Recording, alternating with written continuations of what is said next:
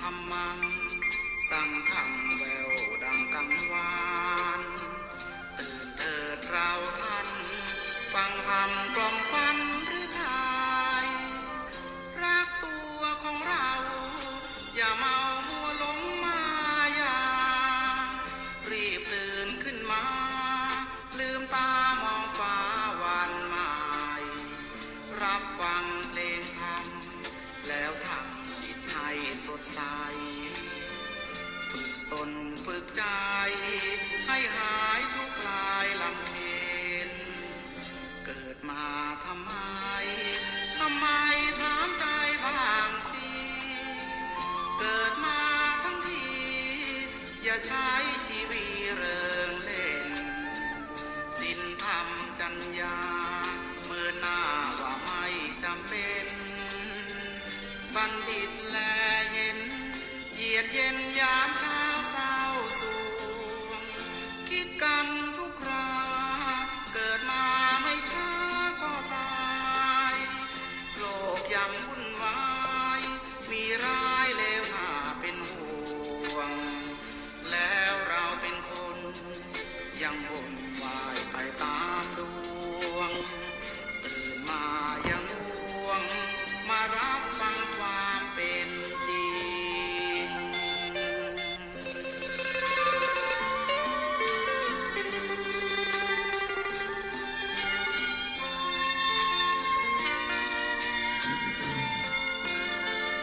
คิดกันทุกครา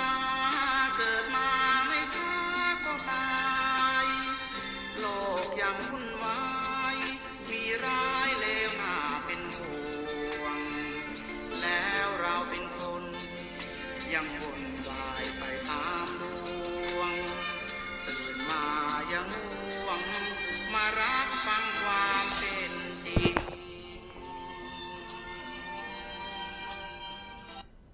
เราเป็นคนยังวนวายไปตามดวงตื่นมายังง่วงมารับฟังความเป็นจริง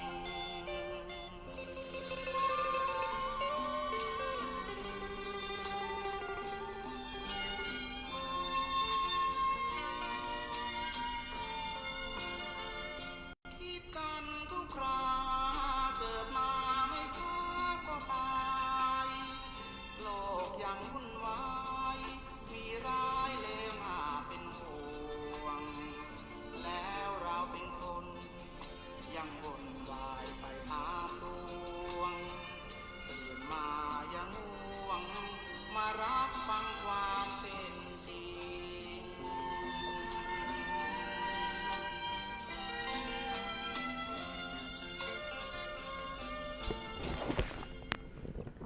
คบคนพาล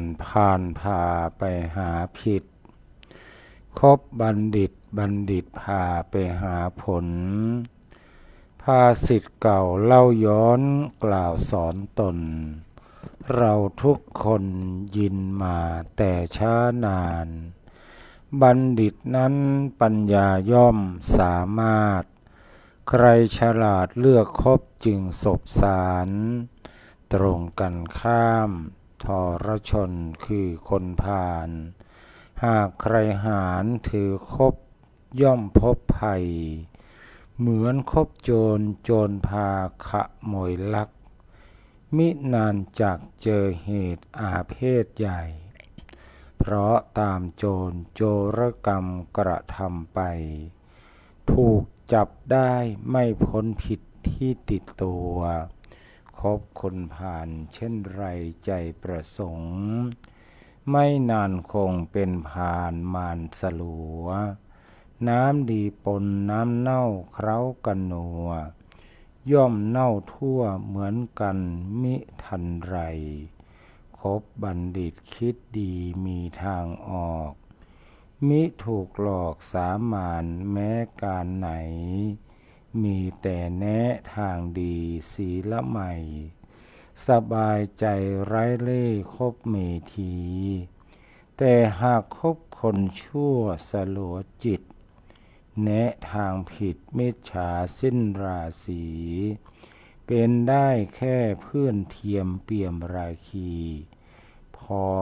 นานปีหลอกเราทำเอางงมะปรางใกล้บรเพชรเขตขยาดรสหวานขาดสิ้นไปไม่ประสงค์อีกมะม่วงควงเคล้าสะเดาดงไม่นานคงขมสามตามสะเดาควรเลือกคบบัณฑิตผู้คิดชอบไมตรีมอบงดงามแม้ยามเหงาเปี่ยมน้ำจิตมิตรแท้มอบแก่เราพุทโธเจ้ายังชี้นี่ทางธรรมขอนอบน้อมแด่พระรัตนตรัยขอถวายความเคารพพระมหาเถรานุเถระเจ้าคณะพระสังฆาธิการกุตนกุองค์ขอเจริญสุขเจริญปอนพ่อแม่ศรัทธาท่านสาธุชนพุทธบริษัททั้งหลายที่กำลังเปิดเครื่องรับฟังทางขึ้นสถานีวิทยุ 96.00 เมกะเฮิรตซ์วิทยุเพื่อพระพุทธศาสนาและจริยธรรมจังหวัดเชียงใหม่ของคณะสงฆ์จังหวัดเชียงใหม่จังหวัดที่มีพระพุทธศาสนาเป็นศาสนาประจำจังหวัด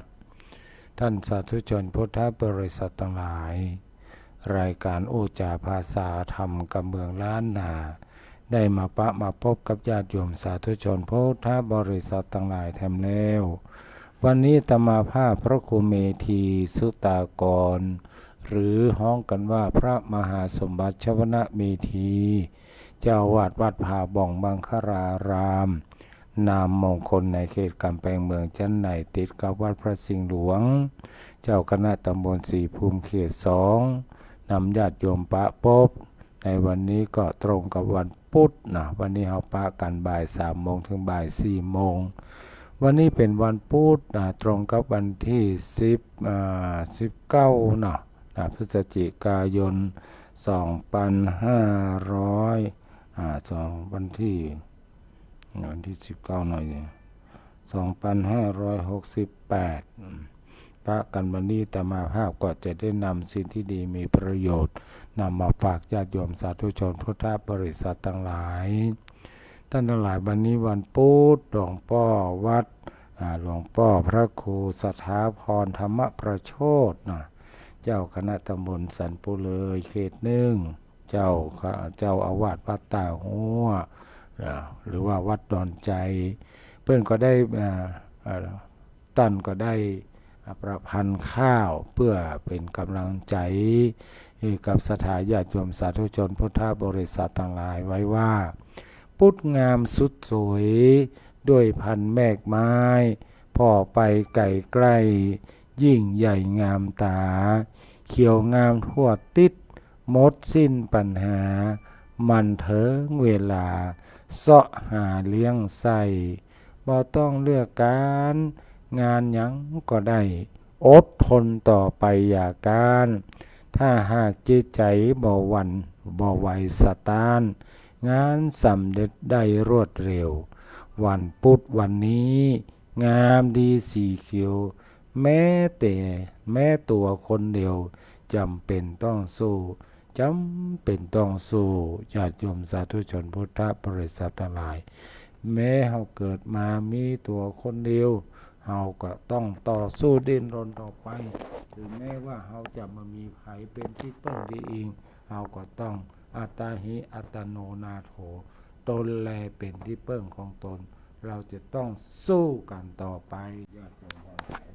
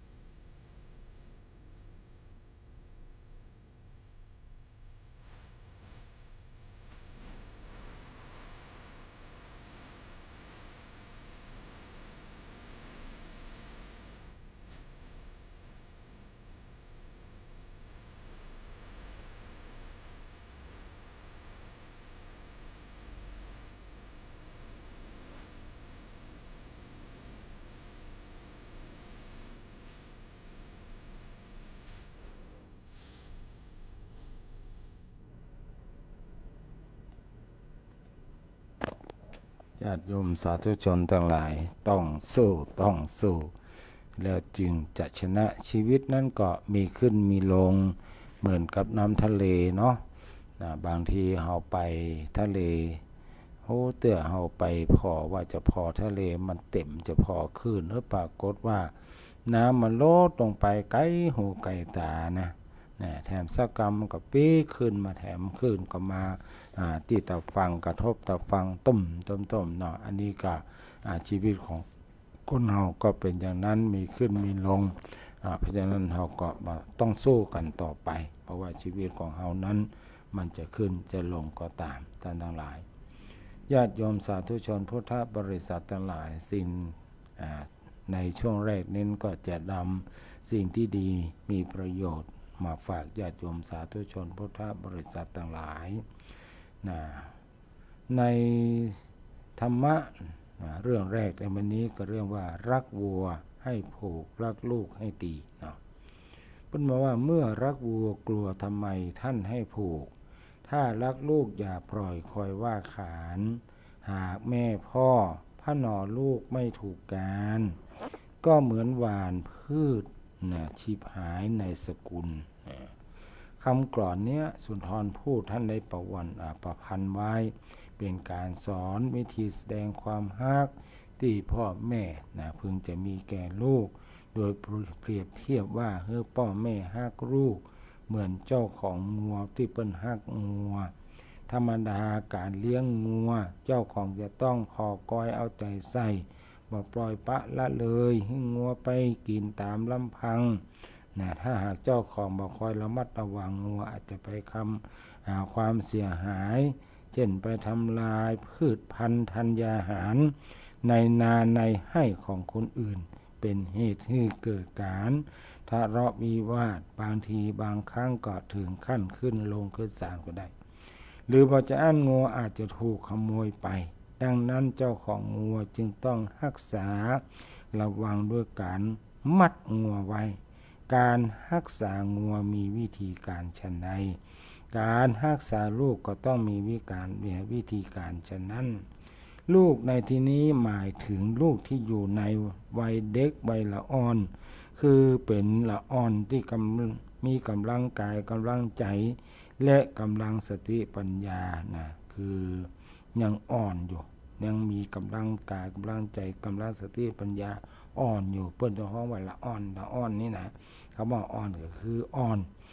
ทั้งกำลังกายกำลังใจกำลังสติปัญญาเพราะนั้นพ่อแม่จึงต้องคอยระมัดระวังดูแลรักษาโดยการว่ากล่าวตักเตือนจะปล่อยให้ลูกหยังตามใจชอบก็บ่ได้ท่านทั้งหลายเหมือนต้นไม้ที่ปลูกใหม่ๆลำต้นก็ยังอ่อนเฮาจะต้องมีการทนุถนอมดูแลเอาใจใส่ต้องทำรั้วรอบขอบชิดบางทีก็ต้องเอาไม้มาจดกันไว้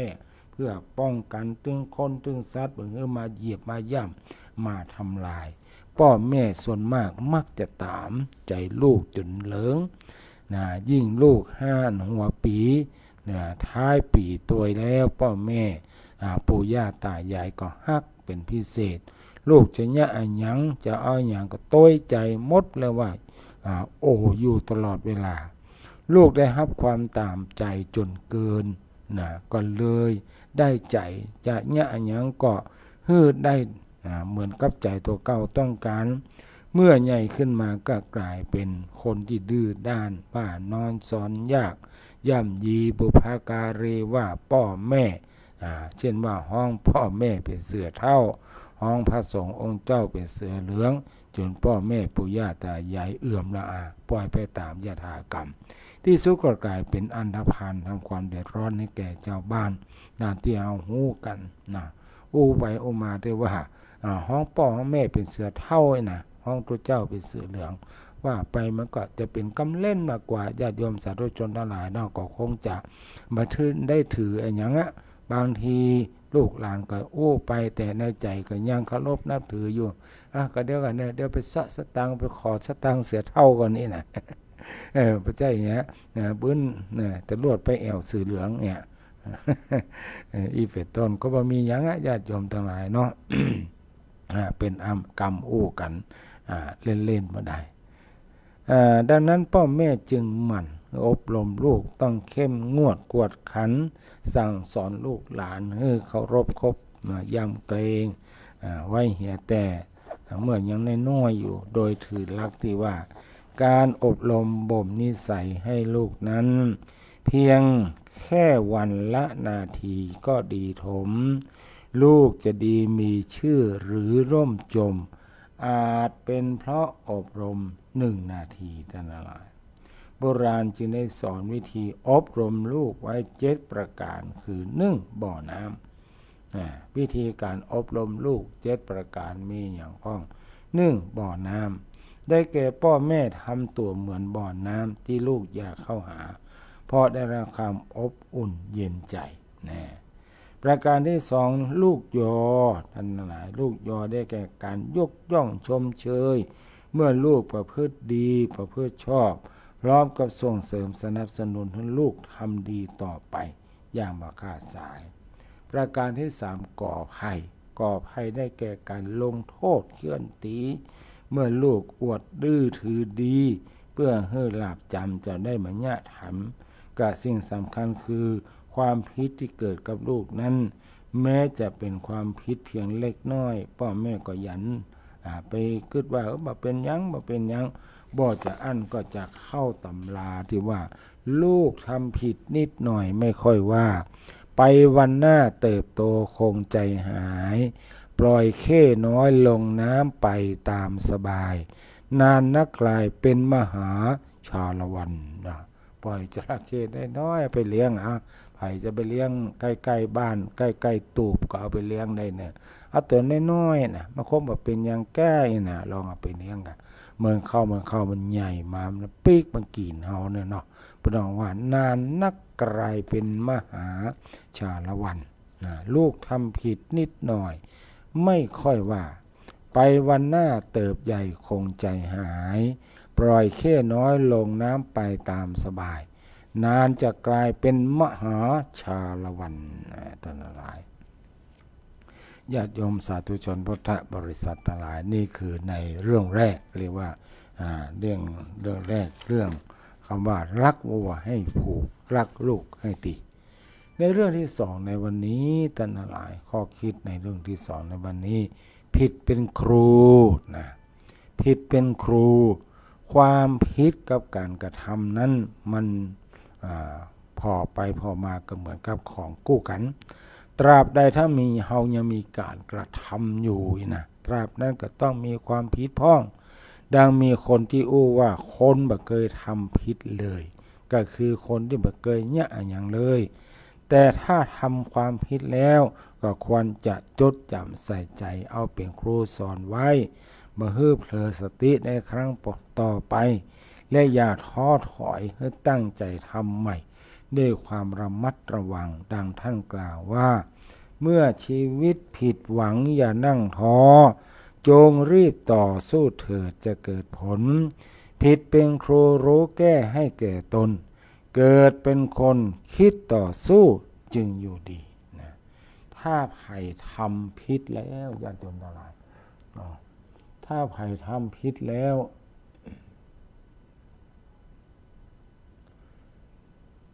ถ้าใครทำผิดแล้วบ่ยอมรับความผิด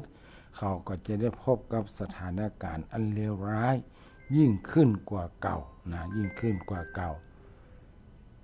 ฮัลโหลกำลังจัดรายการมีอย่างกะ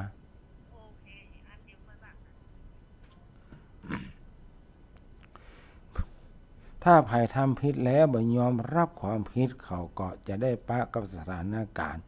อันเลวร้ายยิ่งกว่าเก่าบ่มีวันจะหันปิกมาในทางที่ถูกได้ถ้าความผิดแม้จะเป็นสิ่งที่ทุกคนหลีกเลี่ยงมาได้แต่การโพธนาความผิดของกันและกันคือเอาความผิดของคนอื่นเนี่ยไปบอกให้คนทั้งหลายได้รู้ก็เป็นสิ่งที่เฮาหลีกเลี่ยงได้เป็นเรื่องที่บ่สมควรกระทำอย่างยิ่งเช่นสามีภรรยาเป็นคู่ที่จะต้องร่วมทุกข์ร่วมสุขกันเป็นการบ่สมควรอย่างยิ่งที่จะประจานความผิดของกันและกันเพราะหากกระท แล้วก็จะมีแต่สาวไส้ให้กะกินไร้ประโยชน์อย่างสิ้นเชิงควรจะปล่อยให้ผ่านไปควรมาให้เก็บมาเป็นอารมณ์นะห้ามเก็บมาเป็นอารมณ์ญาติโยมทั้งหลายกดอีกฝ่ายหนึ่งให้ลงต่ำก็เหมือนเนอะแต่ถ้าเป็นการคบคนพิษนะถ้าเป็นการคบคนพิษโดยหลงเข้าใจว่าเป็นคนดีคบไปเมินก็รู้ว่าเขาเป็นคนพิษเป็นคนพาลคอยแต่จะทรยศหักหลังอย่างนี้ก็บอกควรที่จะนิ่งเฉยควรที่จะฟังหาอุบายตีจากเครื่องห่างไกลโดยเว้ยแต่ถ้าบ่ต้องประจานเขาเพราะจะทำเมื่อเฮาพูดประจานกลายเป็นคนที่บันหน้าคบสำหรับคนอื่นไปโดยจงจำไว้ว่ามนุษย์ทุกคนเคยทำผิดมาแล้วเท่านั้นข้อสำคัญเมื่อรู้ว่าผิดแล้วต้องจำใส่ใจไว้อย่าดันทุรังทำแถมแต่จงหาทางทำใหม่ทำให้ดีต่อไปนะผิดเป็นครูรู้ไว้น้ำใจตั้งถ้าพลาดพลั้งผิดหลักเสียศักดิ์ศรีผิดบ่อยๆพลอยเสียไม่มีดีผิดทุกทีเหลวแน่แย่เหลือเกินผิดครั้งแรกผิดบ้างระวังคิดมิให้ผิดถึงสองต้องสรรเสริญถ้าผิดบ่อยร้อยหนชอบกลเกินก็ยับเยินอย่าว่าระอาใจนะท่านทั้งหลายอันนี้ก็เรื่องของการเพิ่นบอกว่าพิษเป็นครูท่านหลายพิษเป็นครูถ้าหากว่าคนที่คนเฮานะเวลาเนี้ยอันอย่างก็ตามทำอันอย่างก็ตามก็ย่อมธรรมดาก็เป็นธรรมดาก็ย่อมจะต้องมีความคิดเนี่ยความคิดนั้นถือว่าเป็นครูสอนเฮาจะได้ปรับปรุงแก้ไขแต่ว่าเพิ่นบอกว่าบางทีทำความผิดเนี่ยบ่อยนะบางทีทำความผิดนั้นบ่อยนะ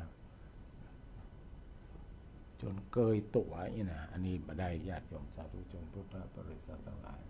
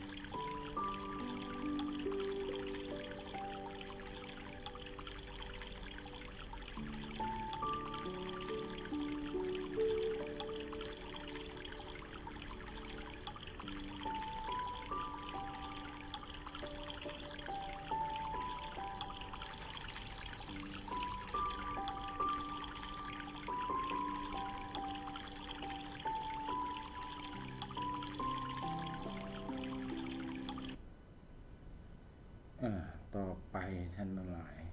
นะก็คิดต่อไปเพิ่นบอกมีเพิ่นบอกว่าท่านเป็นผัวเมียประเภทใดนะนี่ถึงผัวถึงเมียเนี่ยญาติโยมสาธุชนทั้งหลายท่านเป็นผัวเมียประเภทใด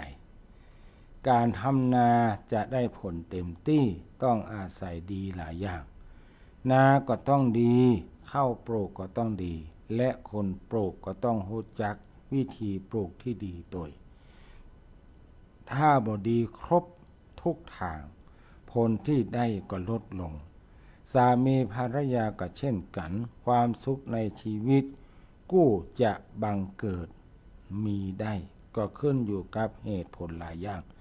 ที่สำคัญที่สุดก็คือคนที่เป็นผัวเป็นเมียนั้นถ้าเป็นผัวประเภทใดเมียประเภทใดในคัมภีร์สัตตกนิบาตอังคุตรนิกายพระพุทธองค์ทรงแสดงไว้ว่าภรรยามี7ประเภทและก็สามีก็มี7ประเภทเหมือนกันโดยอนุโลมกับประเภทของภรรยาคือหมายความว่า ถ้าอาตมาภาพได้กล่าวว่าภรรยานี่ก็หมายถึงสามีไปตุยนั่นเนอะคืออนุโลมในข้อเดียวกันในข้อที่หนึ่งวัฏกะภรรยาหรือว่าวัฏกะสามีเมียหรือว่าผัวเหมือนเพชฌฆาตผัวเมียประเภทนี้ได้แก่คนใจร้ายขี้โมโหโทโสมีใจมุ่งร้ายต่อกันเสมอวันเอาแต่แช่งจักหักกระดูกนะเรียกห้านะเรียกอย่างผีมากินผีสางมาลงกรรมก่อให้ตายห้าสองกรรมก่อให้ตายหงพิษพลาดอย่างก็อาฆาตพยาบาทกำเดียวก็จะเตะกำเดียวก็จะถีบบางคนถึงกับตบตีนะตยประเภทนี้ปกครองกันด้วยอำนาจบาดใหญ่นี่เรียกว่าวะวะทกะสามีหรือว่าวะทกะภรรยานี่เป็นประเภทที่หนึ่งประเภทที่สองโจรีสามีหรือว่าโจระโจรีภรรยาคือผัวเมียเหมือนโจรได้แก่ผัวล้างเมียผลาญประเภทแรกผ่านชีวิตร่างกายประเภทนี้ผ่านทรัพย์ชอบเบียดบังซุกซ่อนเอาทรัพย์ของครอบครัวไปบำรุงบำเร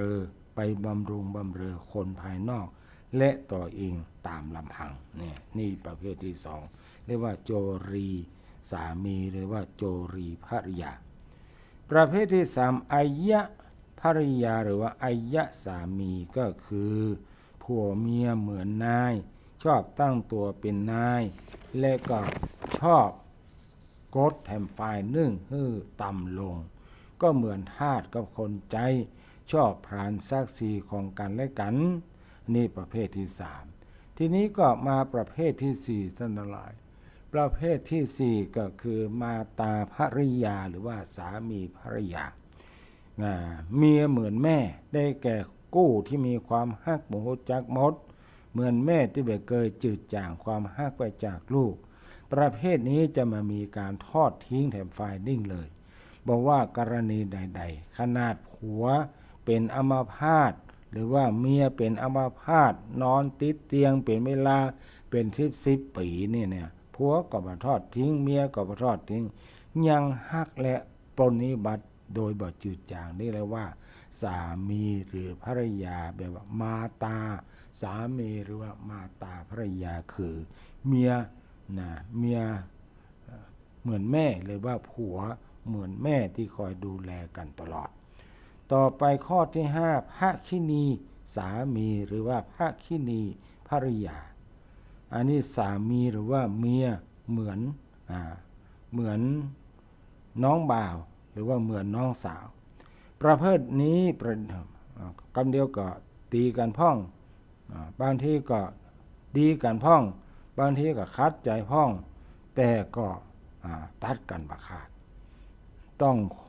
บางทีก็ขู่กันพ่องบางทีก็ปลอบกันเป็นครั้งบางคราวไผได้คู่ครองชิ้นนี้ก็ถูกกวนใจเหมือนกับเราเลี้ยงน้องเอาไว้เนี่ยนะทั้งดื้อทั้งซนทั้งงอนทั้งยั่วและก็ขี้แยนะเหมือนกับเขาอยู่กับน้องเอาเมื่อเขาเป็นละอ่อนกันเนี่ยมันก็เป็นลักษณะอย่างนี้บอกว่าเขาจะเป็นอ้ายหรือว่าเป็นพี่สาวก็ตามทั้งหลายนี่ก็เป็นสามีประเภทที่ห้าสาภรรยาประเภทที่ห้าต่อไปสามีภรรยาประเภทที่หกก็คือสะขาสามีสะขาภริยาเมียเหมือนเปื้อนได้แก่ผัวเมียที่ฮักได้อยู่กันเหมือนเปี้ยนเหมือนเปื้อนความฮักแบบเนี้ยฮักกันเพราะชอบนิสัยใจคอลดรวมเข้ากันได้ผัวเมียประเภทนี้มักจะตีเสมอกันผัว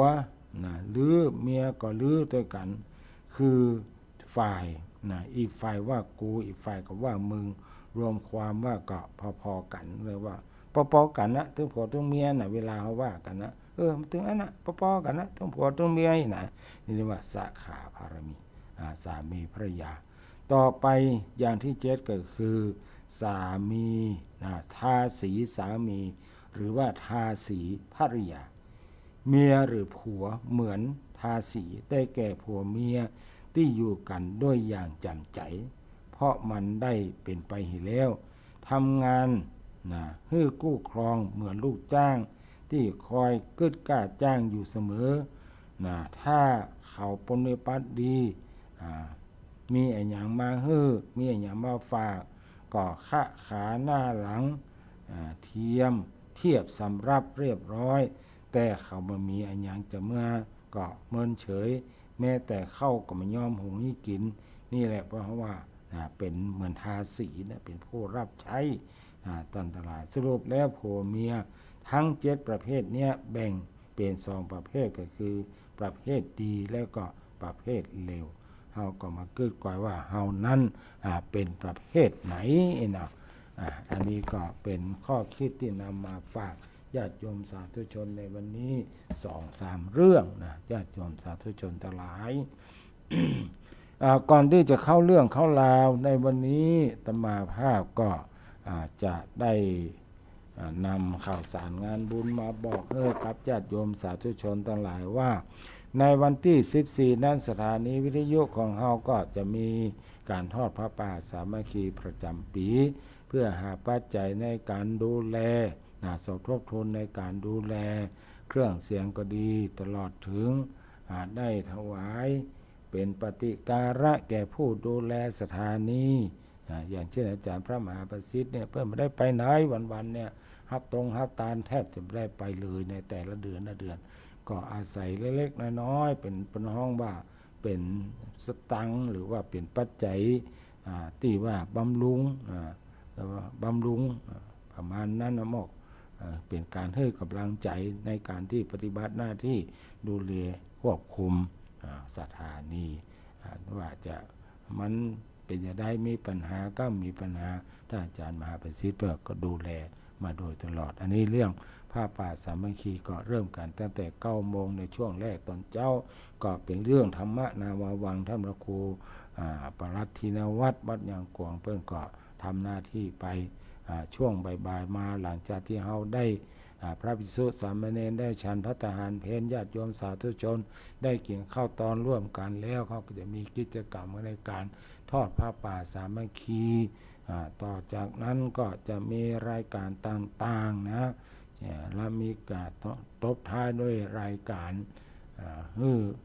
สิ่งของเป็นของที่ระลึกหรือว่าเป็นรางวัลสมนาคุณแก่ท่านสาธุชนทั้งหลายแต่ว่าสิ่งของนั้นก็เป็นสิ่งของที่บอกค่อยนักหนาตัวใดที่คณะผู้จัดรายการเอามาให้มาหอมกันอาจจะเป็นวิทยุทรานซิสเตอร์หรือว่าเครื่องใช้ไฟฟ้าทั้งหลายมีพัดลมพัดลมเครื่องต้มน้ำร้อนกาต้มน้ำร้อนหรือว่าหม้อหุงข้าวพัดลมทั้งหลายเหล่านี้ที่ว่าครูบาอาจารย์ไปหอมกันหรือว่าที่มีญาติโยมสาธุชนได้ร่วมบริจาคเป็นเจ้าภาพวิทยุทรานซิสเตอร์เครื่องละ400 บาทก็ดีอันนี้เพื่อนก็จะไปหอมกันแล้วก็ให้ญาติโยมที่มาร่วมงานในวันนั้นได้มีโอกาสจับเบอร์หรือว่าจับห่างบัตรคือเมื่อท่านเข้ามาสู่บริเวณงานแล้วญาติโยมก็จะได้รับห่างบัตรไปตามจำนวนคนต่อจากนั้นก็ห่างบัตรนำมาจับเบอร์ไผโชคดีก็ได้สิ่งของติดไม้ติดมือไปแต่ถึงแม้ว่าญาติโยมบ่ได้สิ่งของติดไม้ติดมือไปแต่วันนั้นเราก็ได้บุญกันไปทุกคนนะได้บุญกันไปทุกคนเพราะเป็นงานทอดผ้าป่าสามัคคีเอามาร่วมทำบุญโดยกันเฮาเป็นครอบครัว 96.00 เมกะเฮิรตซ์ซึ่งสถานีวิทยุนั้นก็มีปัจจัยหรือว่าสิ่งจำเป็น3ประการด้วยกันก็คือ1เฮาต้องมีสถานีวิทยุประการที่2นั่นก็จะต้องมีผู้จัดประการที่3ก็จะต้องมีผู้ฟังผู้จัดสถานีรวมถึงผู้ควบคุมโดยเจ้าหน้าที่ทุกแผนกโดยตลอดถึงผู้ฟังคือญาติโยมทั้งหลายและก็ผู้จัดคือครูบาอาจารย์ทั้งหลายทั้ง3อย่างนี้เราก็ต้องร่วมด้วยช่วยกันที่สำคัญในอย่างนี้ก็คือเครื่องกระจายเสียงนั้นก็ซึ่งเป็นตัวกลางที่จะนำความรู้ของฝ่ายหนึ่งไปสู่ฝ่ายหนึ่ง เป็นกู้เป็นกิมกับญาติโยมสาธุชนพุทธบริษัททั้งหลายก็จะต้องมีการดูแลนอกจากนั้นในแต่ละปีเขาจะต้องเสียภาษีในการบำรุงเครื่องตยนั่นเขาก็มาร่วมด้วยช่วยกันร่วมกันบริจาคคนละสักเล็กสักน้อยนะแล้วแต่กำลังศรัทธาญาติโยมสาธุชนสามารถที่จะให้หอมผ่านรายการต่างๆได้เนิ่ใครจะหอมผ่านอาตมาภาพก็ได้นะหมายเลขโทรศัพท์อาตมาภาพ0910797084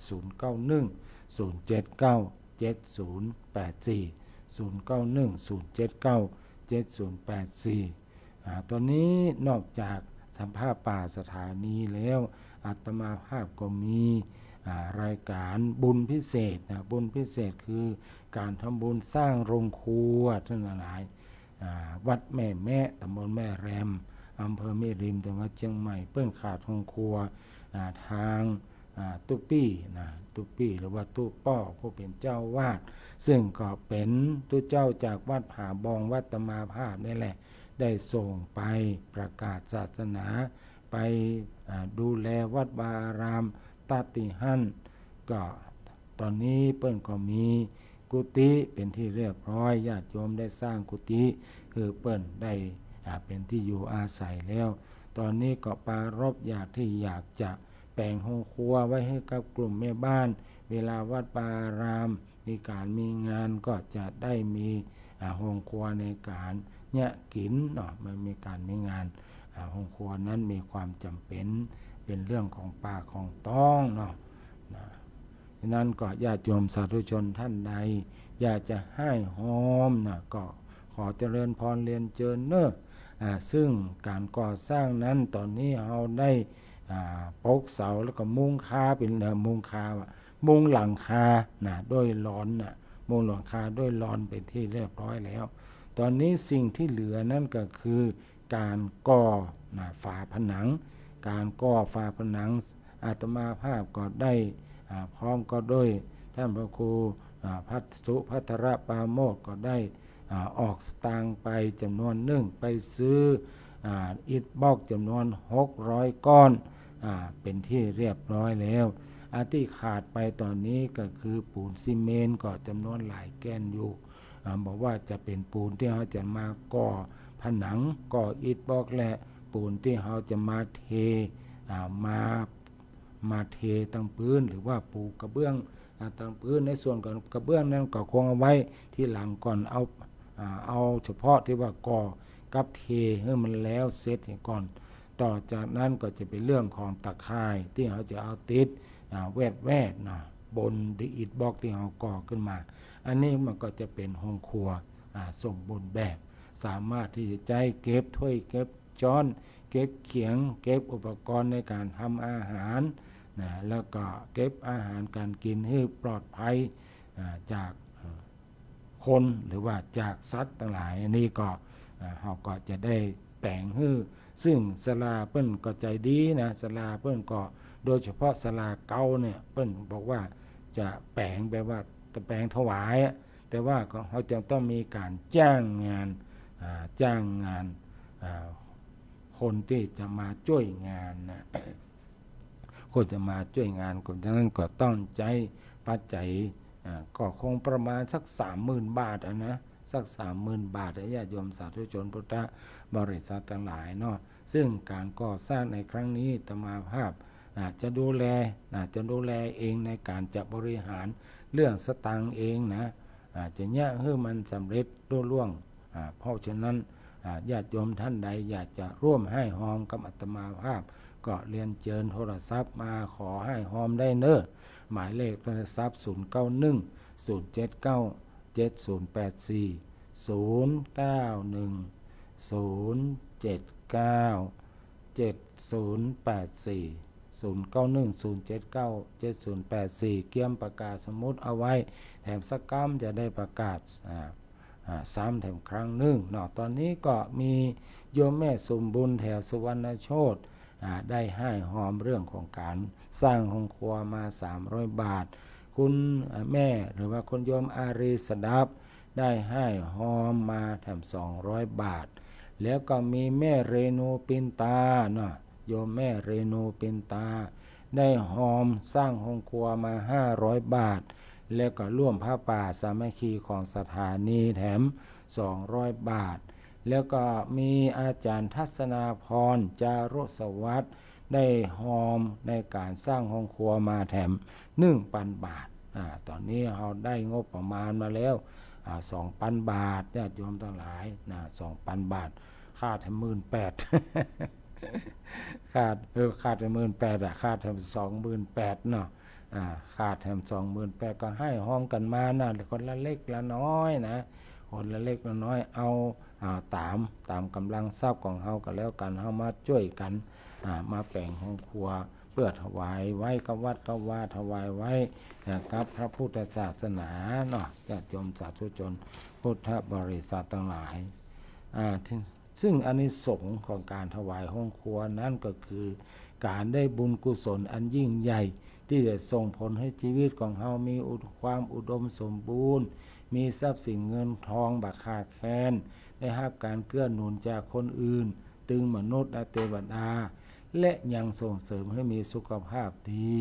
อายุยืนยาวสติปัญญาเฉลียวฉลาดรวมถึงการได้รับอานิสงส์ในการสืบทอดพระศาสนาและสามารถทำให้บรรลุมรรคผลนิพพานได้ง่ายอานิสงส์โดยรวมด้านการดำรงชีพเกิดพบใดชาติใดก็บ่อดบ่อยากบ่หิวโหยมีของกินของใจบ่ขาดแคลนตลอดไปพรั่งพร้อมด้วยทรัพย์สมบัติมีกินมีใจบ่ขาดสายเป็นที่ปลอดภัยไปที่แห่งใดก็ร่มเย็นเป็นสุขมีกินมีใจตลอดปีตลอดชาติด้านสุขภาพและสติปัญญาก็จะทำให้เฮานั้นมีอายุขัยยืนยาวมีผิวพรรณผ่องใสเป็นที่ชื่นชอบของผู้ปะหรือว่าผู้พบเห็นมีความสุขกายสุขใจอยู่เป็นนิดมีพละกำลังมีเหี้ยวมีแหงมีสติปัญญาเฉลียวฉลาดปฏิภาณว่องไวด้านการทำบุญถือว่าเป็นการสร้างสมบุญในทุกๆวันเหมือนการใส่บาตรทุกวันเป็นบุญที่จะช่วยแก้กรรมสำหรับผู้เกิดมามีฐานะยากจนเป็นการช่วยเหลือการสืบทอดพระพุทธศาสนาโดยการสนับสนุนพระสงฆ์เป็นมงคลแก่ตนเองและผู้คนรอบข้างในด้านความเชื่อและผลลัพธ์ในภายภาคหน้าก็จะเป็นที่ฮักของมนุษย์และเทวดาทั้งหลายเมื่อตายไปแล้วย่อมไปสู่โลกสวรรค์สามารถบรรลุมรรคผลนิพพานได้โดยง่ายอันนี้ก็เป็นอานิสงส์ญาติโยมสาธุชนพุทธบริษัททั้งหลายว่าอานิสงส์ของการสร้างโรงครัวถวายวัดเป็นว่าส่งผลให้เกิดภพชาติใดก็บ่อดบ่อยากบ่หิวบ่โหยหรอกเพราะโรงครัวเป็นเรื่องอาหารการกินจะมีของกินของใจบ่ขาดแคลนอยู่ที่ไหนก็มีแต่ความอุดมสมบูรณ์พรั่งพร้อมด้วยทรัพย์สมบัติมีกินมีใช้ตลอดปีตลอดชาติไปที่ใดก็ปลอดภัยอิ่มจิตอิ่มใจอิ่มกายมีหน้าตาผ่องใสสอดคล้องกับสมัยโบราณยกตัวอย่างนางรัตนมหาอุบาสิกาชื่อว่าวิสาขาผู้มีผิวพรรณงดงามเป็นเศรษฐีนีที่มีทรัพย์สินเงินทองพร้อมทั้งบริวารอันเนื่องมาจากการถวายทานภัตตาหารนี่แหละทั้งหลายและการทำบุญสร้างโรงทานถวายพระพุทธเจ้าและเหล่าพระอรหันตสาวกในยุคนั้นนั้นเกิดอานิสงส์เป็นทางแก้ให้แก่ผู้เกิดมาในชาตินี้ที่บ่ค่อยจะพอมีกินมีใช้อดมือหาเจ้ากินค่ำทำต่อใดก็บ่เหลือเก็บหรือแม้แต่พวกที่บ่ค่อยมีเวลา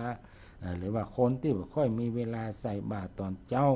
การที่เราทำห้องครัวไว้กับวัดก็เหมือนกับการที่เราได้ใส่บาตรทุกวัน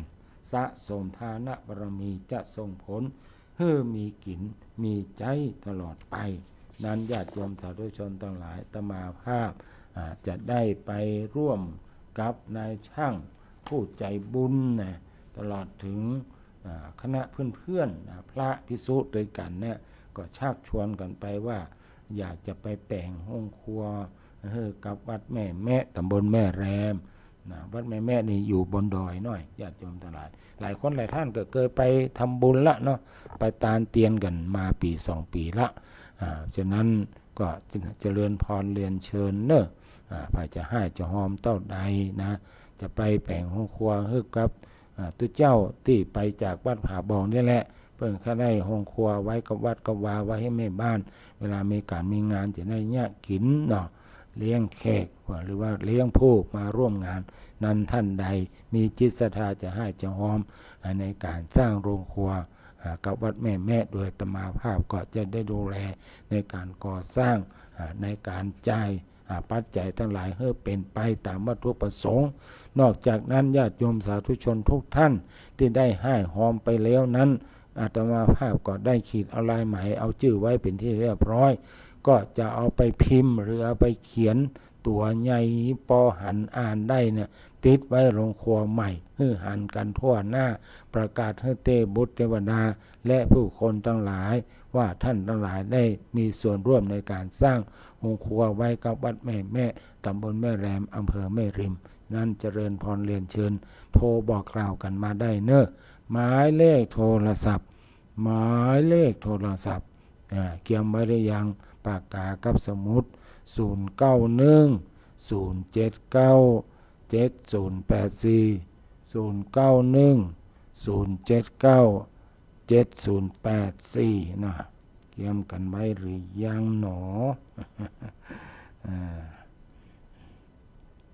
สำหรับท่านที่จะให้จะหอมผ้าป่าก็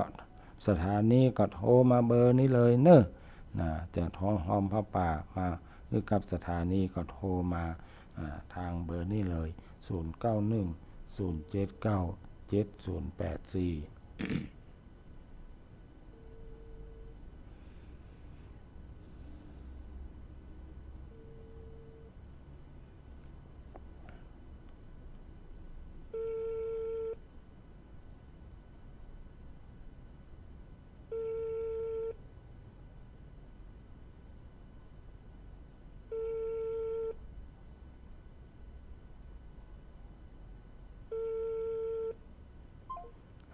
พอดีติดต่อแม่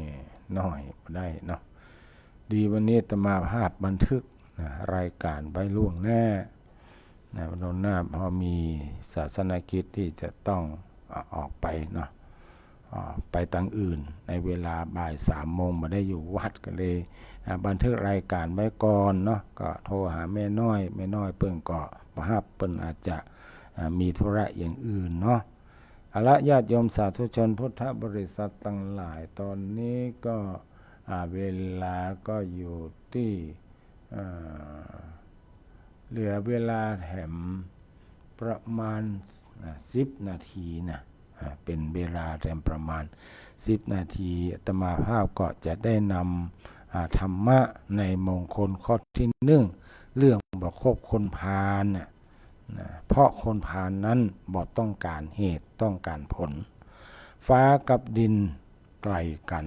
ฟังสมุติก็ว่าไกลกันที่ดวงอาทิตย์อุทัยกับที่ดวงอาทิตย์จะอัสดงก็ไกลกันคือที่อาทิตย์ขึ้นเนี่ยนะอุทัยก็คือการขึ้นเนี่ยท่านอุทัยพระชื่ออุทัยนี่ก็คือพระอาทิตย์ขึ้นกับที่ดวงอาทิตย์จะอัสดงก็คือตกนั่นนะมันก็ไกลกันนะธรรมของสัตบุรุษกับธรรมของอสัตบุรุษปรากฏว่าไกลกันยิ่งกว่านั้นการสมาคมแห่งสัตบุรุษย่อมมาเสื่อมคลายจะเมินเต้าใดก็คงอยู่ที่เช่นนั้นส่วนสมาคมแห่งอสัตบุรุษย่อมพลันเสื่อมเพราะฉะนั้นธรรมะของสัตบุรุษจึงไกลจากอสัตบุรุษชีวิตในวันหนึ่งผ่านไปอย่างรวดเร็วบ่อาจเรียกกลับคืนมาได้เหมือนน้ำที่ไหลจากที่สูงลงสู่ที่ต่ำหรือเหมือนหยาดน้ำค้างบนหญ้าปลายยอดหญ้าเมื่อยามต้องแสงอาทิตย์บ่เหมือนก็เหือดแห้งหายไปชีวิตของคนเฮาก็เช่นเดียวกันมีการเปลี่ยนแปลงไปสู่ความเสื่อมความสลายอย่างรวดเร็วและในที่สุดก็ถึงการอวสาน ช่วงเวลาของชีวิตที่เราจะได้สร้างบารมีนั้นมันก็น้อยนิดเดียวเราจึงบอกควรประมาททั้งหลายเราจงเร่งทำความเพียรสั่งสมบุญกุศลให้เต็มที่นะเพื่อจะได้ถึงจุดหมายปลายทางของชีวิตโดยสวัสดิภาพพระบรมศาสดาพระสัมมาสัมพุทธเจ้าได้ตรัสเอาไว้ในวิทูรสูตรว่าณพันจะโทเรปัทวีทูจะเปคิปังหะเวติอะสตังตัสมาสตังธัมโมอาสัพพิอารกาแปลว่าฟ้ากับดินไก่กันฝั่งสมุทรก็ไก่กันนะที่ขึ้นของดวงอาทิตย์ก็ไก่กับที่ลงของดวงอาทิตย์ธรรมของสัตบุรุษกับของอสัตบุรุษปราดกล่าวว่าไก่ยิ่งกว่านั้นการสมาคมแห่งสัตบุรุษย่อนบ่เสื่อมคลายจะเมินหมอกใดก็คงที่จะอั้นส่วนสมาคมหรือว่าการคบค้ากับอสัตบุรุษย่อมพลันเสื่อมเพราะฉะนั้นธรรมของสัตบุรุษ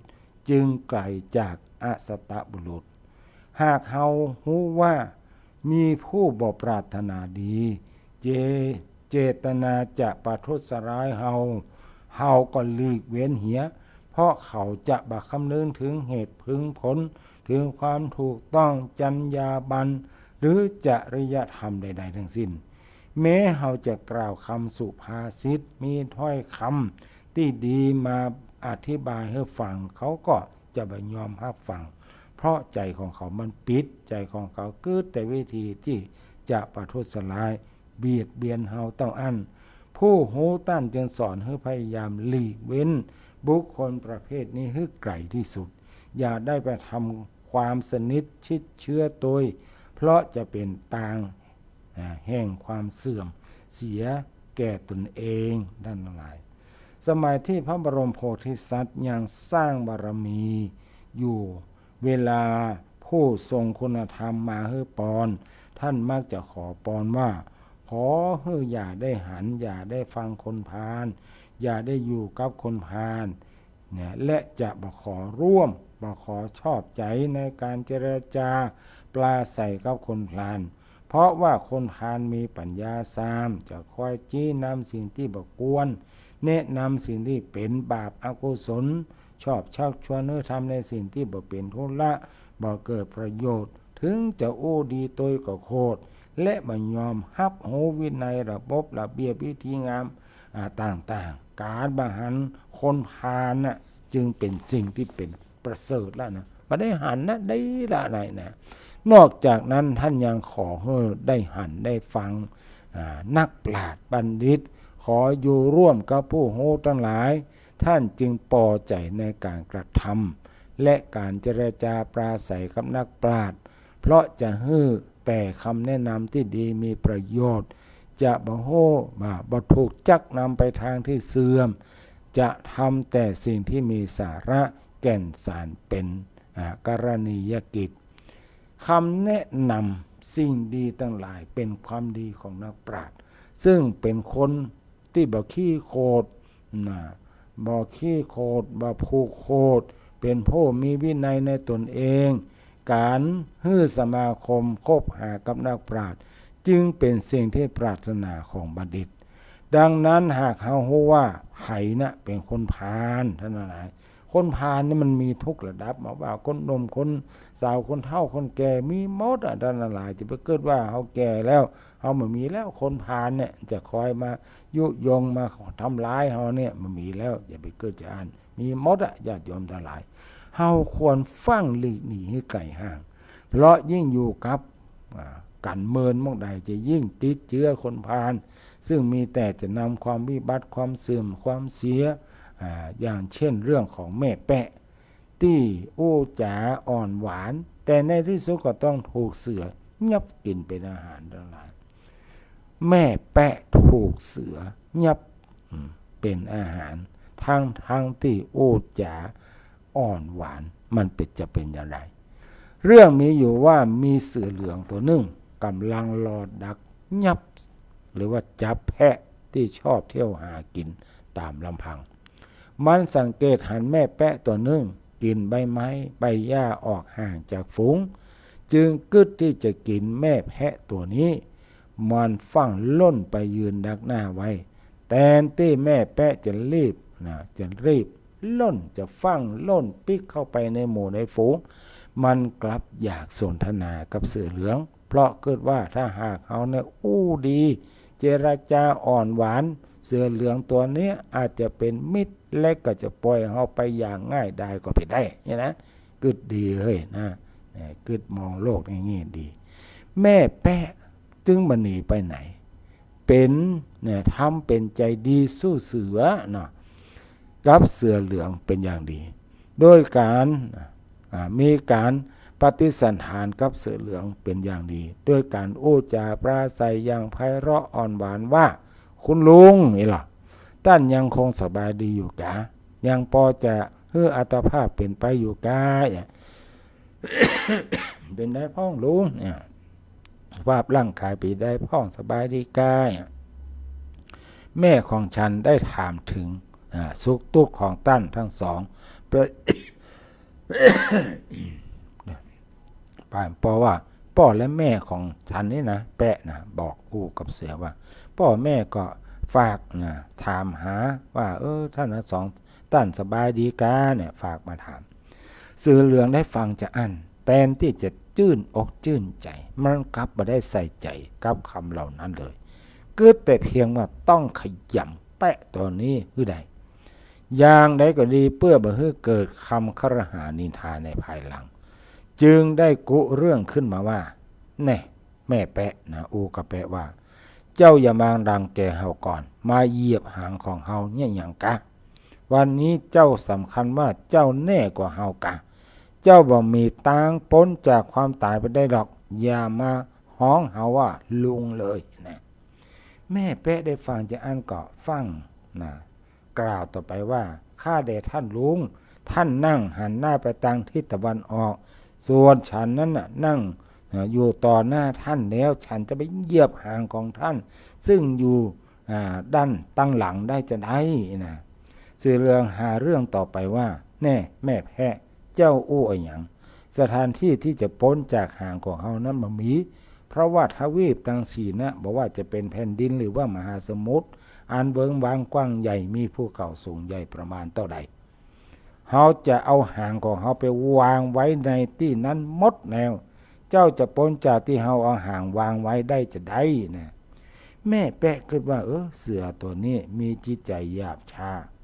ฟังวาจาสุภาษิตแล้วบ่ซึมเข้าไปในหัวใจเลยแถมยังตลบตะแลงมีเจตนามุ่งจะทำร้ายเฮาอย่างเดียวแม่แปะจึงลองกล่าวเลี่ยงเป็นอย่างอื่นว่าในการก่อนพ่อแม่ของฉันได้บอกกับความเรื่องนี้แก่ฉันเรียกว่าหางของท่านนั้นยาวฉันจึงเหาะมาต่างอากาศเพราะฉะนั้นจึงบ่ได้ไปบ่ไปจึงเป็นไปบ่ได้ที่ฉันเนี่ยจะมาเยี่ยมหางของท่านนี่ฉันเหาะมาทางใจวาจาหรอกเหาะมานะมาได้เตียวนะเสื้อเรื่องเนี่ยยังหาเรื่องต่อไปแถมว่าตอนเนี้ยเจ้ามาต่างอากาศเจ้าก็ได้ทำฮื้อพักษาหารของเฮาพินาศไปเพราะฝูงเนื้อนะหันเจ้าเหาะมาเกิดความตกใจกลัวปากันล่นหนีไปหมดแล้วฉะนั้นเจ้าจึงมีความผิดโทษฐานที่ทำให้หมู่เนื้อหนีไปนะเพราะว่าอุตส่าห์ว่าลบแล้วมาข้าพเจ้าบ่ได้เตียวมาข้าพเจ้าเหาะมาที่ท่านเหาะมานั่นแหละทำให้สัตว์อื่นๆน่ะหันท่านแล้วตกใจปากันล่นหนีหมดเนี่ยข้าพเจ้าบ่ได้กินอาหารเลยเนี่ยแม่แปะได้ฟังจะอ่านก็โหทันทีว่าเสื่อใจบาปตัวนี้คงบ่ปล่อยให้ตนเองรอดเป็นแน่เมื่อไม่มีอาจยินยอมกันด้วยเหตุด้วยผลจึงขอร้องวิงวอนว่าข้าแต่ลุงเราต่างเป็นเพื่อนร่วมทุกข์ร่วมสุขเกิดแก่เจ็บตายด้วยกันอย่าทำลายล้างผ่านกันเลยอย่าได้มีเวรแก่กันและกันเลยขอท่านจงไว้ชีวิตแก่แปะแก่อย่างฉันแต่เสือเหลืองไม่ยอมฟังกรรมมันกระโดดเข้าตะคุบแม่แปะทันทีจนแม่แปะถึงแก่ความตายตกเป็นอาหารของเสือเหลือง ในที่สุดแหละท่านหลายเนี่ยคนพาลอู้ดีมันก็ตึงบ่าเยื่อใยไมตรีกับความดีของเราเลยญาติโยมทั้งหลายอันนี้ก็เป็นข้อคิดจริงๆแล้วมีเรื่องราวต่อไปแทนแต่ว่าวันนี้เวลาหมดเวลานำรายการจากท่านผู้ชมผู้ฟังไปก่อนลาลาทีเต้าอี้ก่อนจำจำจรอาวรนะจากกันวันนี้บ่ใจบ่ปีกมาปะกันจันหน้าเนิดท่านสาธุชนภัยจะ5จงหอมก็โทรมาหมายเลข0910797084วันนี้จะเริญปอน